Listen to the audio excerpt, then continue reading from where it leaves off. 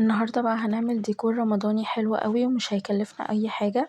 اول حاجة بعمل الهلال، استخدمت الطبق ده عشان اعمل نص دايرة وعملت نص دايرة تانية فادتني شكل الهلال.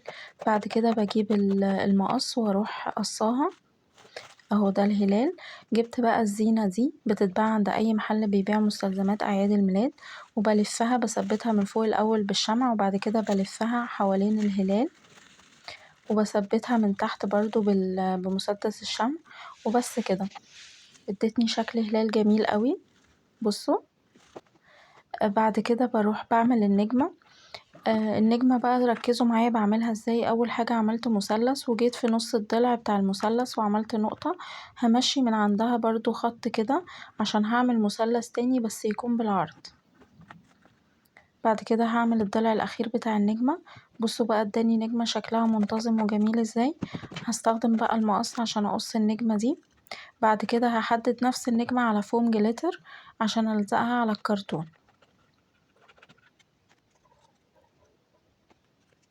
كملوا معايا الفيديو للآخر هتستفيدوا قوي وشكل الديكور هيبقى تحفة. اهو بصوا النجمة كده بساوي الأطراف بتاعتها. بعد كده هعمل قاعدة للديكور ده.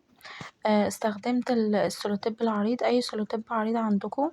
بقى هتعملوله شريط من الفوم الجليتر وتلزقوه حواليه بالشمع.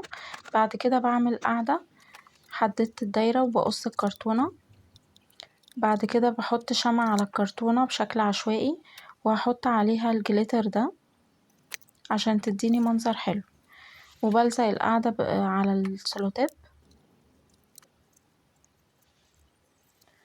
بس كده. بعد كده هجيب النجمة وهلزقها في الهلال. استخدمت العود بتاع الشوي او عود الشيش طاووق ده، ثبته في الهلال وهثبت عليه النجمة كله باستخدام الشمع.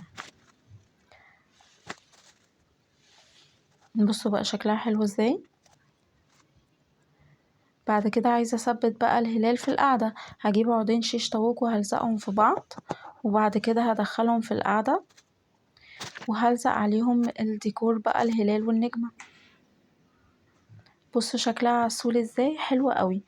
ما تنسوش تقولولي رأيكم في الكومنتات.